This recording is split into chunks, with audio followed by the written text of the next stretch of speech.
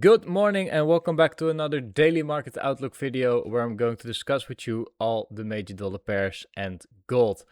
Welcome back to a brand new trading week, and in my opinion there are a lot of good positions forming currently, and actually there's a lot of opportunity to gain some profits in the market.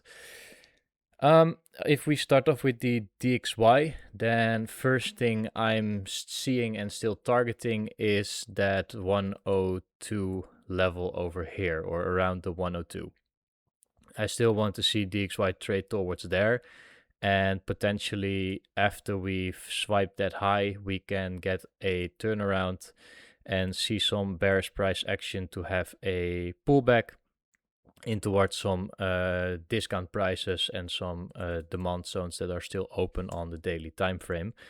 But currently I'm not really looking at it yet, and that's because we're still trading rather bullish currently. So over here is another demand zone, so let's mark that one out, daily demand, and I do need to see at least a pullback in towards there for price to have a clean pullback and then a push up higher, and I do think that we can get that rather soon.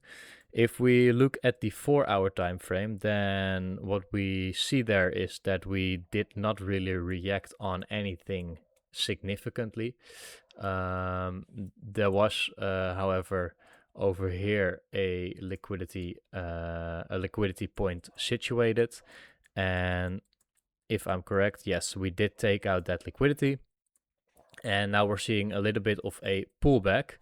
The only downside to this downside movement is currently this little demand zone here, but I am convinced that it's not really strong, because price just continued up higher, grinding higher without really taking out any liquidity. There was like a little bit of a liquidation here, but nothing significantly. And on the other hand, there are clear targets open because there's clear liquidity situated over here, marking that out. And also there's still clear liquidity situated over here. And that would align perfectly with then that 4-hour demand zone. So what do I expect, and what am I waiting for? I'm waiting for one more time a confirmation that we can push in towards the downside, then eventually grab some liquidity with a beautiful entry for me there, and then something like this to happen, to either put a buy stop or a sell stop limit over here, and then just continuing with the order flow down towards these liquidity points.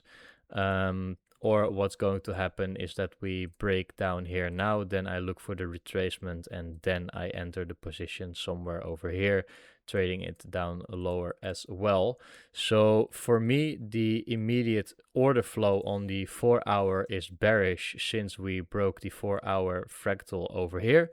Then we came back up, we broke down one more time, so we have a double 4-hour fractal break, and I now want to trade in line with the order flow towards some points of liquidity that can then potentially fuel the next move up in towards that ultimate liquidity point target.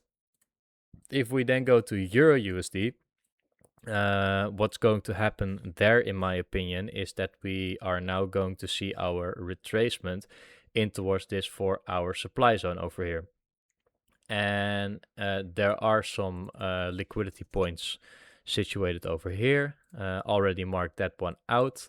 Then we have some liquidity over here as well, and there is still a little bit of liquidity over here as well. So what am I waiting for? What do I want to see? I want to see some continuation of the 4-hour order flow that has been created, then taking out some highs and creating a break once again to continue with the downwards momentum.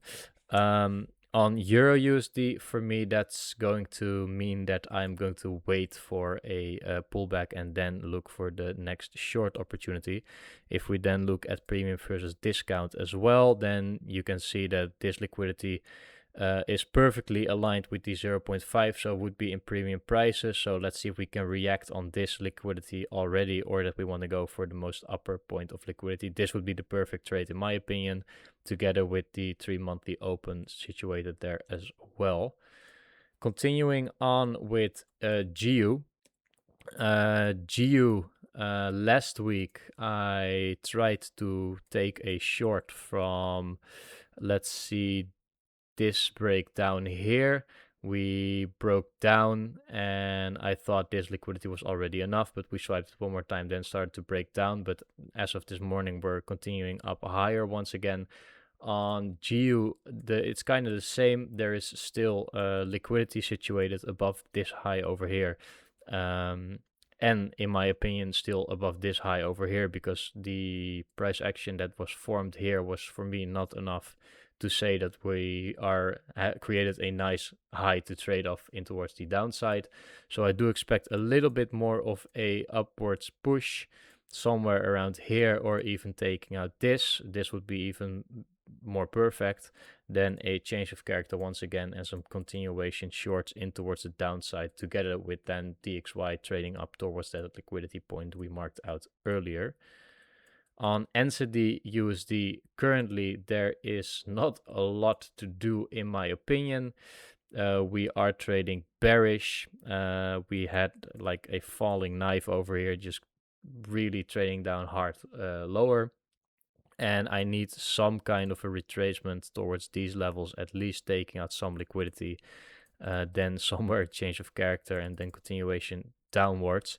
But there are definitely better pairs to trade as of now. AUDUSD, it's actually the same. Not a lot to do for me here currently. I do want to see a little bit of a bigger retracement in towards this premium zone before entering any new shorts. Then on USDCAD, USDCAD swiped the highs one more time here.